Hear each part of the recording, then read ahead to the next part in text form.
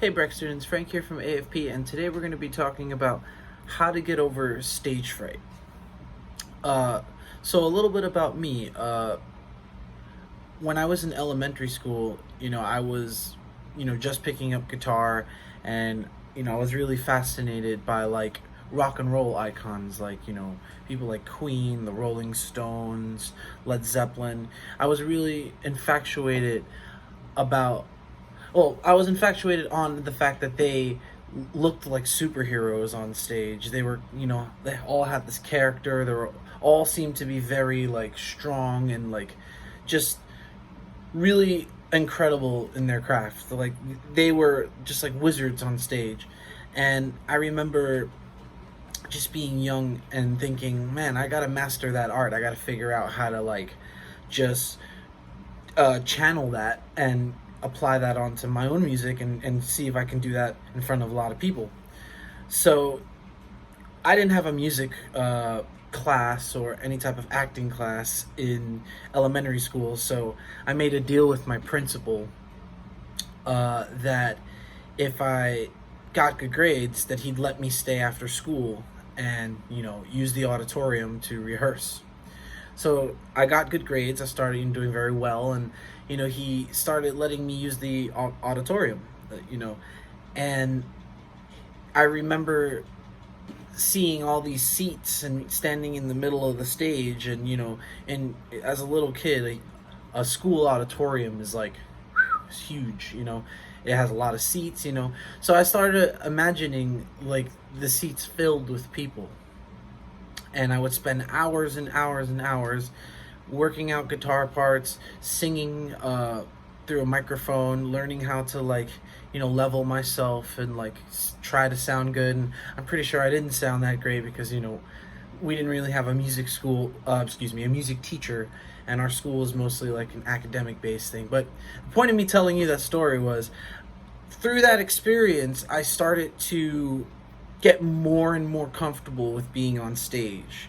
Now that's a really, I guess that's my own way of overcoming stage fright, but over the years, I started to sign up and feel more comfortable doing talent shows and doing little just like assembly events and stuff, and I just use any chance of getting on stage in school to kind of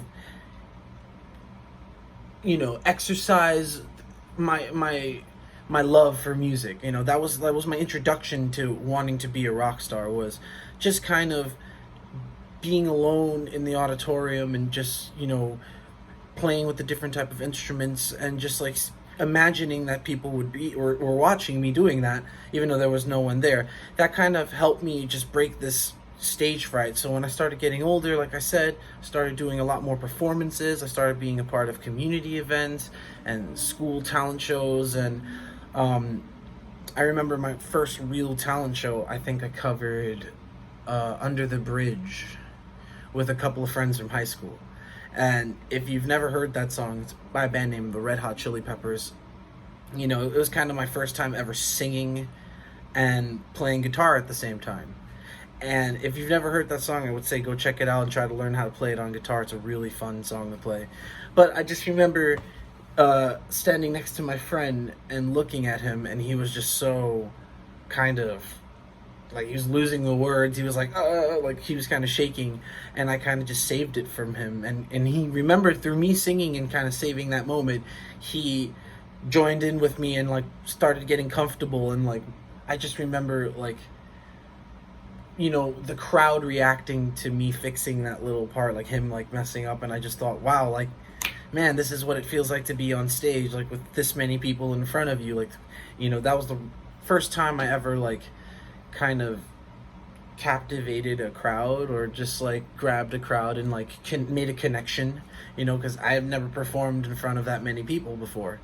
So from that experience I took that and I started doing shows and devoting my life to being a performer. And I've played small events in backyards, I've played huge events in ballrooms and show halls downtown. And as a musician over the years, you run into these moments where you look at a stage or a certain type of performance situation and you're like, ooh, I don't think I'm ready for that. And you go on stage and you're shaking and it's like you're trying to tune your guitar, you don't know what to do. It's like, you're sweating. You haven't even played your first song and you're already sweating, you know. And these are all things that I have kind of encountered over the years of playing, in front of people. So I guess I should back up a little bit and say this, like, you never really get over stage fright. You kind of, you tame it and you learn how to cope with it, but like, you know, it's a form of anxiety, and it's something that kind of could be used for your own musical and creative benefit.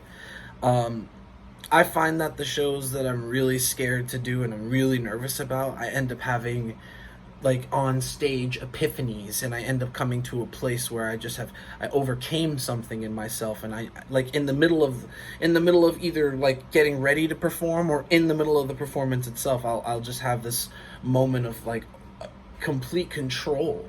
And that's something that I have kind of trained myself to feel, like just getting lost within whatever you're doing and kind of forgetting. And this kind of goes back to how I got over being nervous on stage. Like just imagining no one being there and you just playing to yourself is one way that I kind of cope with stage fright. It hasn't always worked. Like there's been times where I felt like I genuinely wasn't ready to play a gig, and I've gotten really nervous and messed up a couple of times, and I've had to check myself. But it's also about like you're not, the thing about performance, and you have to remember that you're delivering something. You're delivering your story. If it's your song and you're playing your band's music, or you're by yourself, you're delivering your all. But if you're playing with a band, that's kind of different, because you got to kind of sink into be an element to the music, and kind of be respectful to the musical space when it's with multiple people. But if when you're by yourself, which for me is the most nerve-wracking, like performing alone and being on stage alone, for me is just so nerve-wracking, because I'm used to playing with people, and I got over my stage fright with people on stage. So being alone and playing guitar and singing in front of people could be nerve-wracking, and is something that I haven't completely mastered. But I do feel like the purpose of performing and the purpose of going out on stage is not to be like eventually famous or eventually seek recognition, but it is to kind of just give your all and be organic and be truthful and establish a connection with the group of people that you're performing to. That is where the magic of music really lies when it comes to performing. When you go out and see your favorite artist, your favorite musician, like I've gotten lucky and I've gotten the chance to see a couple of my favorite artists live. They grab you, and you're with 50,000 people if you're in a stadium, or like 50,000 people on some lawn somewhere at a festival. If you could feel that feeling of when you're listening to your favorite artist and you're just kind of like, oh my god, like that's the person on the record speaking to me. Like that's the type of connection you want to establish with people when you're performing. Like you want to really kind of tell the story and have it be believable, and really move and connect with people. But to establish those things, you kind of have to trial and error it. You got to figure out what works for you on stage. Like I said, for me, it was rehearsing with people in an empty auditorium and envisioning a bunch of empty seats filled with people. And that was something that I eventually got, like, I guess psychologically I got used to. Like I got used to seeing that image in my head and seeing, a scenario in which I'm in complete control, and but it doesn't always work that way. We're human. Like when you before the show, you got to think about, well, am I in tune? Do I know all the songs? Am I prepared? Should I warm up? there's certain warm-ups that you can do, like to make sure that you're not so nervous and you're comfortable on stage. But like, you know the whole journey is taking that nervousness and turning it into adrenaline, and turning it into fuel to make the show powerful. And it's that's what it is for me. Like, that's why I love being a performer, because going out on stage for me gives me a certain burst of adrenaline that takes me somewhere, and it helps me take the people in the audience or whoever's listening to that place with me. But some other ways of getting over stage fright and becoming more stage comfortable is perform for your friends, perform for your family. Let them critique you. Obviously, try not to let people offend you, and also know what to take offense to. But active criticism definitely helps first time performers. Ask people, hey, like, what do you think about the song that I'm writing and I'm thinking about performing it? Like, am I singing it right? Does it sound good? Am I playing this correctly? Like, does it sound good to you? Even if it's not a fellow musician, people right now more than ever are dying for some type of visual art, some type of visual performance. We've been inside for so long. So that's another thing, like using this time that we've been indoors to kind of perfect your craft can really help, just move you to the next place if you're becoming a musician or if you're becoming an engineer or performer. Just, specifically we're talking here about stage fright, but I'm talking now in general, like just moving forward. You really take the time and like let people, because art is supposed to be shared, so like let people see what you're trying to do, but obviously don't reveal too much, and like don't, if you're doing a show and like it's a huge thing, don't give away too much. A magician never gives away his secrets, but definitely let people grab some feedback. And another great way of getting over stage fright is performing in a mirror, and I'm talking for singers and dancers. Like, if you go back and you look at all the Michael Jackson videos of when he was, I think around Thriller to like the History era, which is almost a decade of world tours and record-breaking album sales and all that, Michael was performing in front of a mirror most of the time for tour. Like when he was, when he's working with his, music video choreographers or his on-tour choreographers, they were always in front of mirrors singing and dancing while he had the band in back of him, like, rehearsing their part. And it's, that's just one way. Just, I think, I also do that too with guitar. Like if I'm playing guitar and I'm singing, I'll look at myself and I'll look at like how my hands look in the mirror to make sure that I'm holding the guitar properly, to make sure that I look like I'm, my posture is correct. There's a bunch of things that goes into being a showman, a performer. But no matter what anyone tells you, being a performer is about delivering your all and delivering something, like a piece of you, to the world, so people can connect with you and you can establish a connection. And wherever you're going, you can hopefully, with your art and with your music, take the audience with you. Obviously music is for us. We make it for us. We make music so we can express and we can, kind of share and relate to people and relate to different cultures. But, it could be so much more. It can tie together so many different things and from so many different places. And there's so many avenues you can go around, just by being a performer. There's so many different connections you can establish. I can't begin to explain how many different people I've met, especially being a New Yorker. I'm not like famous or anything, but especially with my friends in the community of musicians that I play with, I've played shows around New York City, like almost all 5 boroughs.